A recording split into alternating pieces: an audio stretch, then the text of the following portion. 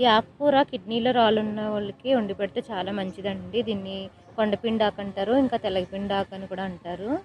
ఇదివరకు ఒకసారి మా ఆయనకి ఆపరేషన్ అయిందండి. ఆపరేషన్ అయ్యాక మళ్ళీ వచ్చాయి.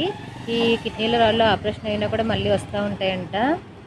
నొప్పితోటైతే చాలా బాధపడుతున్నారండి. అందుకని నేను ఇది పప్పులేసి వండుతున్నాను. ఇంకా ఇది కషాయం కూడా చేసుకుని తాగొచ్చు. ఇంకా దీని పొడి కూడా మార్కెట్లో దొరుకుతుంది. ఇంకా పొడి కూడా తెచ్చుకున్నారండి వాటర్లో కలుపుకొని తాగడానికి.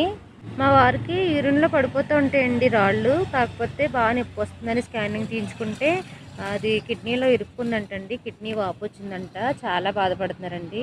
ఇదివరకు సర్జరీ అయినప్పుడు కూడా చాలా నరకయాతన అనుభవించారు.